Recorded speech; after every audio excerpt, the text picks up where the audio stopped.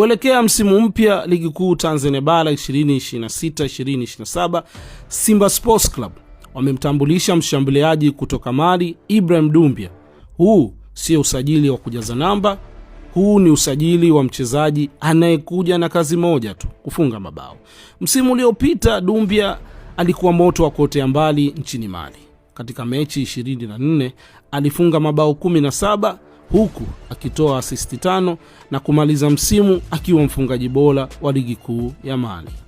Takwimu hizo sio jambo pekee linalowapa matumaini mashabiki wa Simba. Doumbia ni mshambuliaji mwenye nguvu, kasi na utulivu mkubwa mbele ya lango. Ana uwezo wa kufunga kwa kutumia miguu yote miwili, kupiga vichwa kwa ufanisi na kuwasumbua mabeki kwa harakati zake zisizoisha. Akiingia kwenye eneo la hatari, nafasi ndogo tu inaweza kugeuka kuwa bao na kuacha wapinzani wakiwa hawaamini kinachotokea.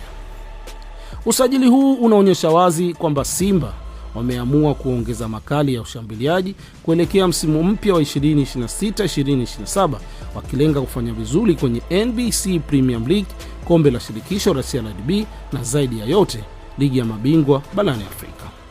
Lakini swali ni moja, je, Ibrahim Doumbia atakuwa mashine mpya ya mabao ya Simba Sports Club na kuifanya Msimbazi irejee kileleni, au atahitaji muda wa kuzoea ushindani wa soka la Tanzania? Jibu litatolewa uwanjani. Kwa sasa jambo moja lipo wazi: Simba Sports Club wameleta teka la mabao. Wapinzani, andaeni mabeki wenu, kwa sababu Doumbia sio mchezaji wa kawaida. Hii ni LK Plus, mpaka wakati mwingine, asante.